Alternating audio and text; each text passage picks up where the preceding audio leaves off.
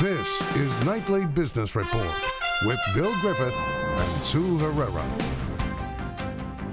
Trade threat. Stocks hit a 3-week low on reports the White House is starting to consider some curbs on U.S. investments in China.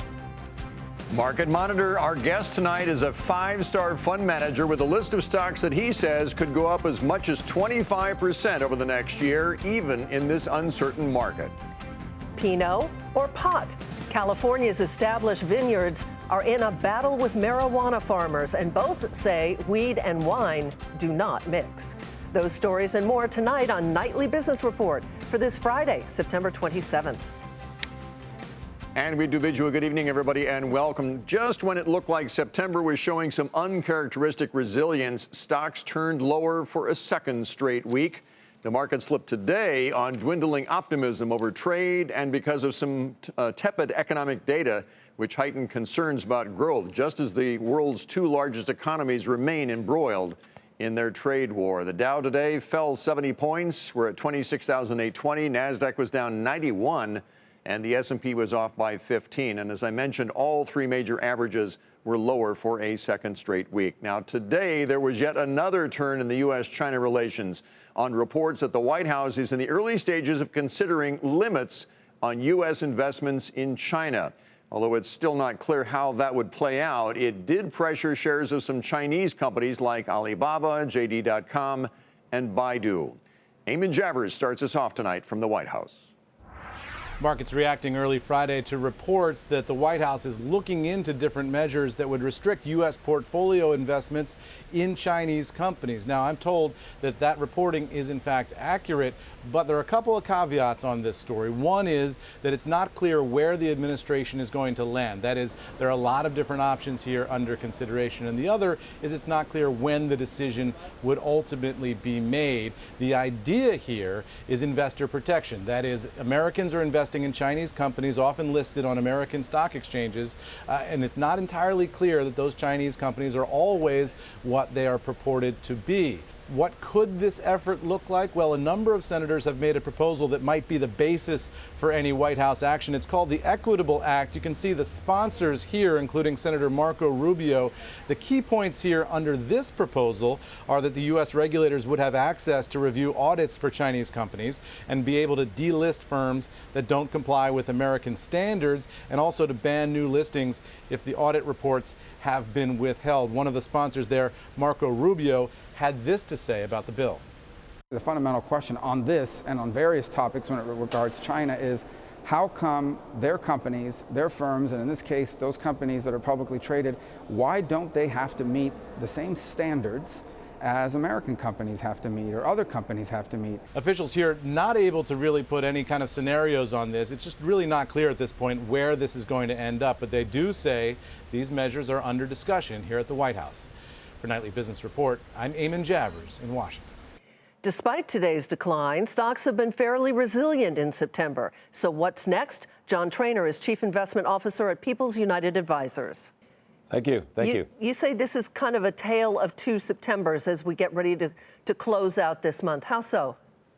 Correct. We were talking about this morning on our investment call that August was really had the turmoil that you would normally see in September. So we really thought we had an early September last month, but with the turmoil that we've seen in the market, the turmoil that we saw today, it looks like we may be having that normal volatility in September that we thought we had taken care of in August. And we're not finished yet. I mean, there's a lot still to come in the month of October, right? Absolutely. We've got earnings season. On Tuesday, you have the 70th anniversary of the birth of China, so there's a big celebration in China. There are a lot of things going on. And then October, we've got the... Oh, excuse me. Yeah, go ahead. I'm sorry, but Brexit is a big one right now coming up. Mm-hmm. That's right. The Brexit, you've got a lot of headlines that will keep us on our toes in October. So have you made any changes to your portfolios or your clients' portfolios, given the fact that we are at a time of year which is notorious for its volatility?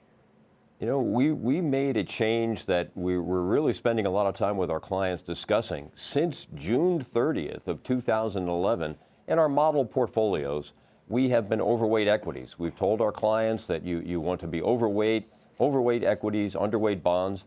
in the last few weeks, we've basically taken that back to neutral.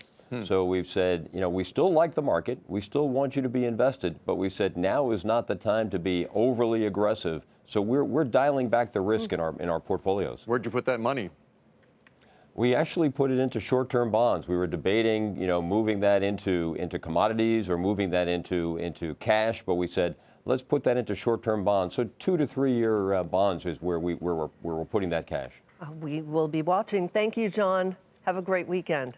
John Traynor with People's United Advisors.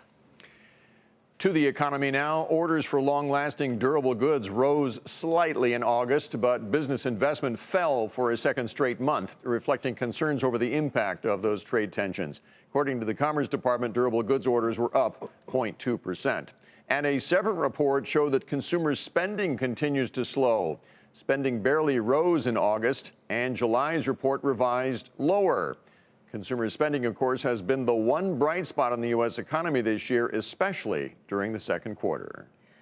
Wells Fargo names a new CEO, ending a 6-month search. Charles Scharf, the Bank of New York Mellon chairman and CEO, will move to Wells Fargo in October with a focus on restoring the bank's battered reputation. We know we have a series of regulatory issues that we need to complete the work on. And so that is clearly the first priority. It's been the first priority, and we're going to make sure we don't miss a beat on that. It's clear that there is a huge amount of work going on, and hopefully I'll be additive to the process of moving that forward. The CEO announcement sent the stock higher in today's trading session. Boeing CEO is going to testify on Capitol Hill next month. This will be Dennis Muhlenberg's first public hearing since the 2 fatal crashes involving the 737 MAX jet. Boeing is facing several investigations over the development of that aircraft, and it's preparing to submit software fixes for the plane. The 737 MAX has been grounded since mid-March. It has been a big year for initial public offerings, but a funny thing happened on the way to the public markets. Some IPOs were met with success, others faltered. Deirdre Boza separates the winners from the losers. There's technology companies, Zoom Video, the software behind video conferencing, Pinterest, a social network for your hobbies and interests, and CrowdStrike, a cybersecurity firm that works in the cloud.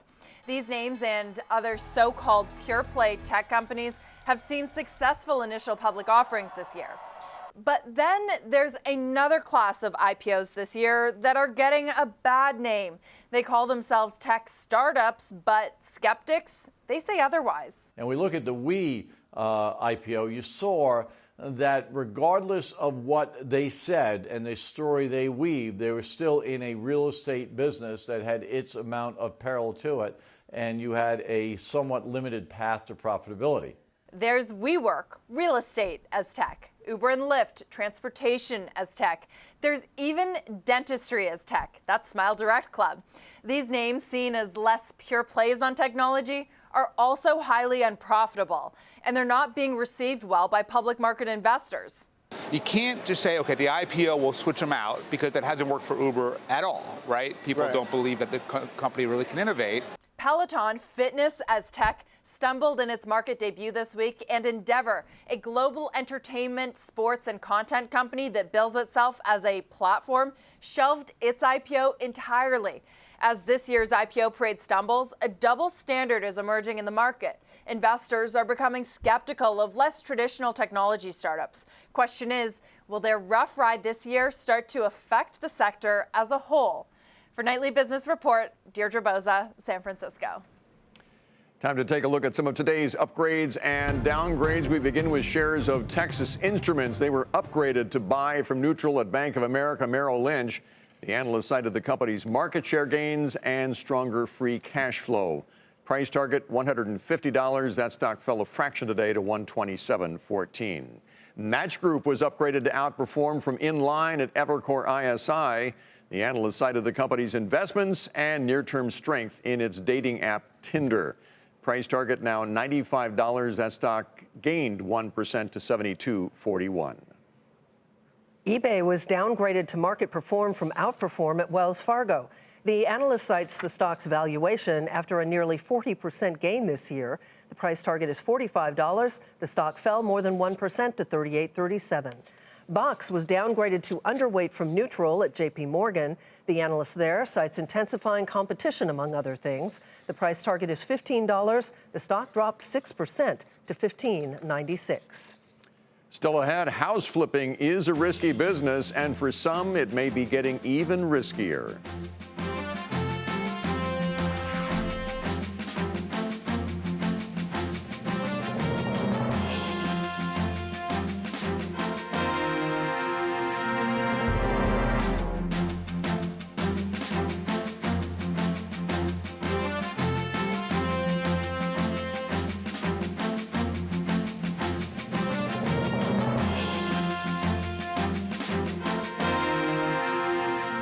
Health officials say that they still do not know exactly what has caused the more than 800 vaping-related illnesses that have suddenly appeared around the country.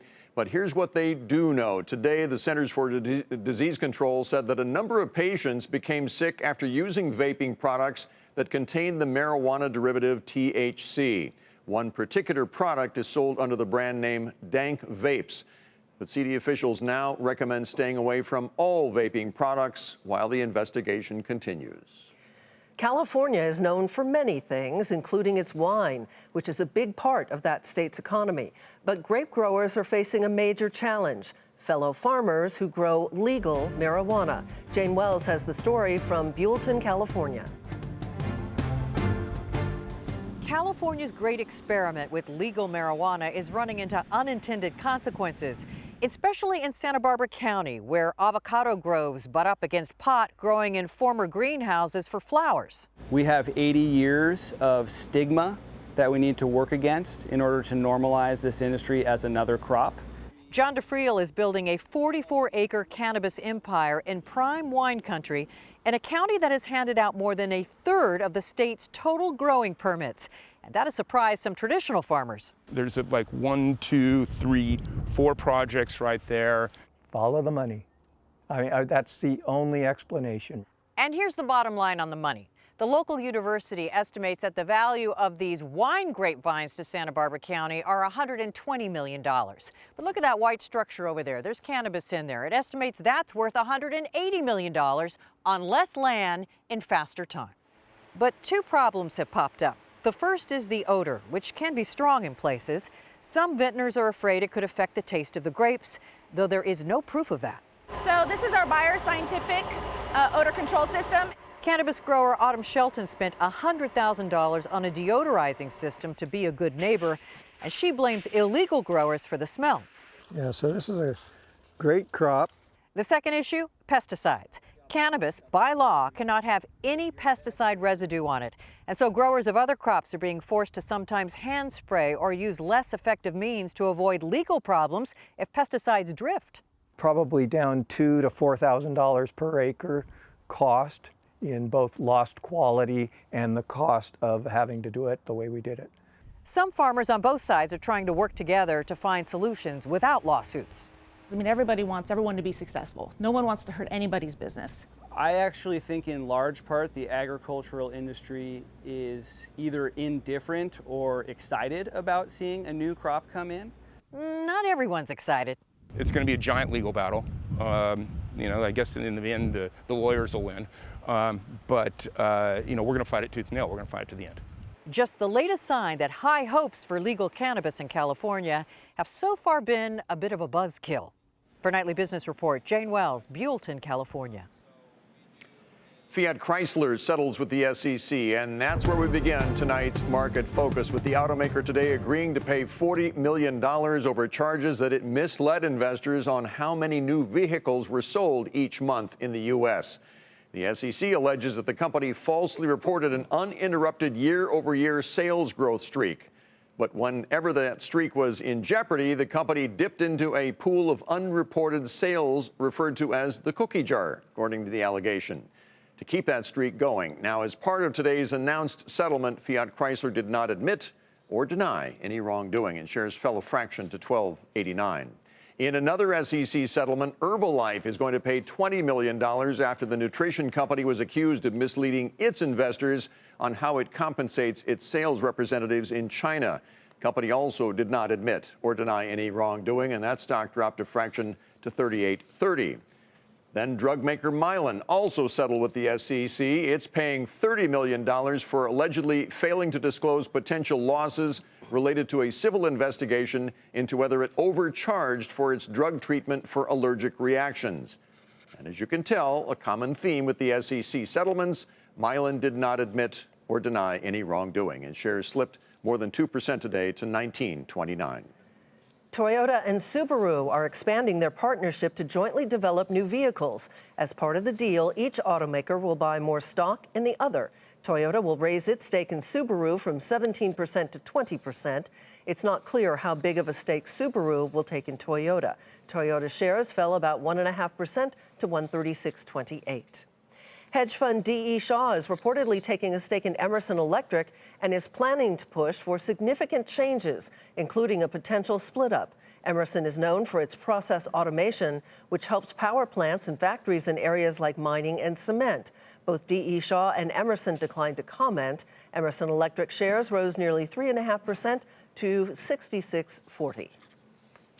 Time for our weekly market monitor. He has 3 stocks that he believes could rise 15 to 25% over the next year. This is his first time on Nightly Business Report, and we welcome Thomas Plum, the president and portfolio manager of the Plum Funds. Tom, good to see you. Thanks for joining us tonight. Thanks, Bill. We start with the digital payments company Square. It's something of a fallen angel. Last year it was a $100 stock, today around $60. What do you think will propel the gain you're looking for?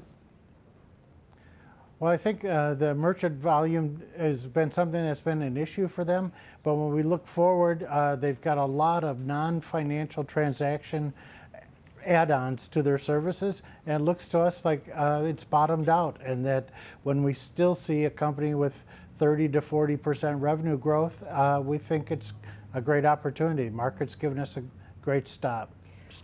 Next on the list is Constellation Brands. You like it for a variety of reasons, but also because they're investing in the future with Canopy Growth, which is basically the largest cannabis company in Canada.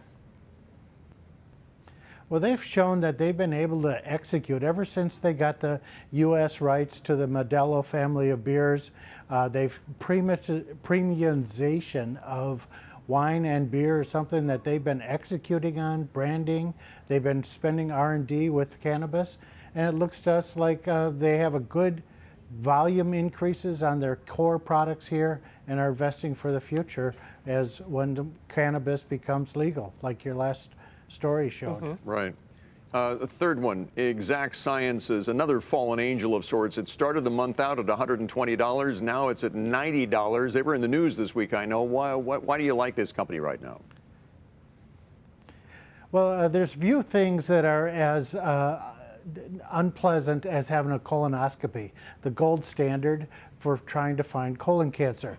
Colon cancer is slow growth and it's easily treated if it's found early enough. Well, this company, with their DNA stool-based test, you can test it at home, and you don't need anesthesia, you don't need invasive, you don't need go through the discomfort of preparation, and it's expanding the number of people willing to go ahead and get a test to detect this terrible cancer. So they're growing 70% a year last year, 70% this year. We think there's still a lot ahead of them. This week, as you said, they've got approved for people 45 years and older instead of 50 years and older.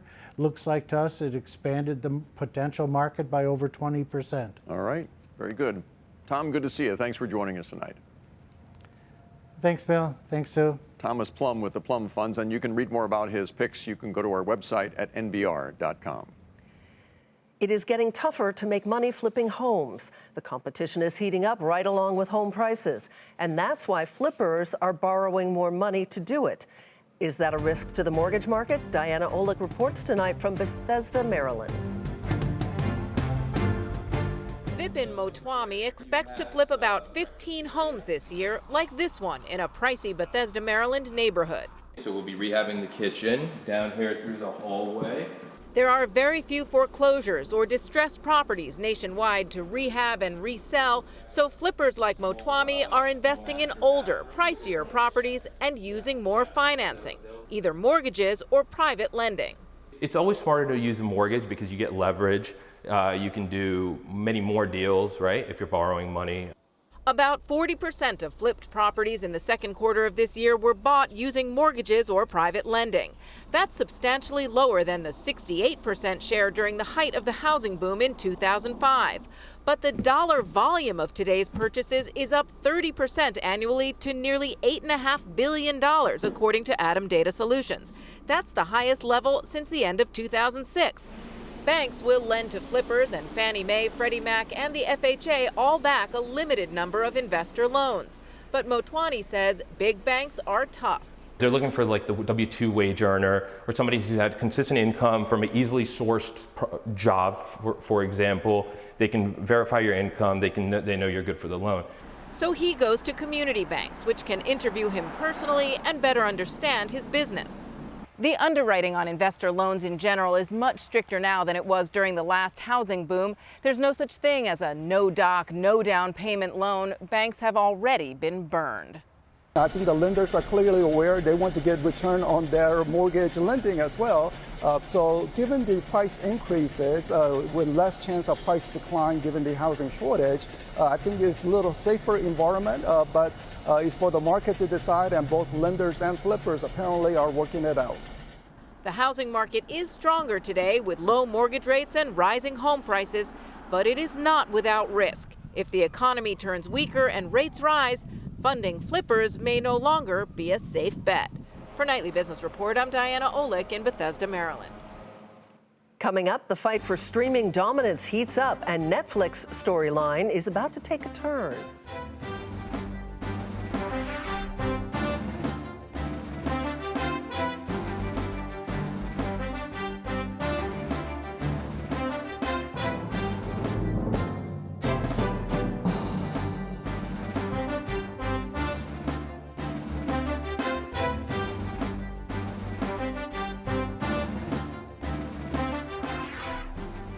Food delivery company DoorDash has been hacked. The company says that nearly 5 million customers, delivery workers, and merchants had their personal information exposed. The breach happened in early May. DoorDash blamed it on a third-party service provider and said that once it was discovered, it took immediate steps to block further access and improve security. The internet sector contributed more than $2 trillion to the U.S. economy last year. That's about 10% of the nation's gross domestic product. The study was done by the Internet Association, and it says the sector is now the fourth largest in the U.S. economy, right behind real estate, government, and manufacturing. It is a plot twist in the Spider-Man saga. Disney, Marvel, and Sony have now resolved their differences. They will team up once again for a third Spider-Man movie. Last month, recall, the two companies ended their relationship over financing and royalty issues. But according to reports today, Sony will now pay Disney a larger cut of revenue from the next Spider-Man movie. Sony owns the rights to Spider-Man. Disney owns the rights to all the other Marvel superheroes. Marvel's work on the last two Spider-Mans generated $2 billion worldwide in box office revenue. It is a critical moment for Netflix. Subscriber growth is slowing as competition increases, and the stock has lost about 30% of its value over the past year. To better compete, the company decided to make a big investment in big-name TV producers to create original content. And as Julia Borston reports, Netflix's strategy is now being put to the test. Netflix is hoping that paying big TV creators big bucks will help it compete with all its coming rivals. Your ambition frightens me. Hit TV producer Ryan Murphy's series The Politician launches on Netflix today. It's the first product from the streamer's recent spate of deals with TV creators. Reviews so far are not great, according to Rotten Tomatoes. But the big question is whether it generates positive buzz to draw new subscribers and keep them. The key is how many hit shows they can create, and global hit shows like A Stranger Things. So with Ryan Murphy, if they can get one or two global hits out of this, that would be a positive for them. Netflix lured Murphy over from Fox, where he created hits including Glee, American Horror Story, American Crime Story, and Nip Tuck. Netflix is reportedly paying him $300 million for a 5-year exclusive deal, considered the priciest deal in TV history. Netflix has also inked exclusive deals with other top TV producers. Game of Thrones, David Benioff and D.B. Weiss, reportedly paying them $200 million. And Netflix has a reported $150 million deal with Shonda Rhimes. She's behind ABC's hits Scandal and Grey's Anatomy. The first fruits of these deals launching today with The Politician comes as Netflix prepares for a range of new rivals, with Apple TV Plus and Disney Plus launching in November. Netflix shares are now down more than 30% from their all-time high in May, on concern about these rivals, as well as Netflix losing domestic subscribers last quarter, its first decline in years. The most important metric by far is subscribers. The company's increasingly talking about hours of content consumed and how many people are viewing a particular show, but really matters is how people talk with their wallet. And that's if they're going to stay on the service or not. So it's, for us, we're looking at subscribers as the most important metric by far. While Netflix doesn't report ratings, we'll see if CEO Reed Hastings reports that the new show drove viewership or subscriber additions. And we'll see what his outlook is for other shows from top creators coming next year. For Nightly Business Report, I'm Julia Borston in Los Angeles.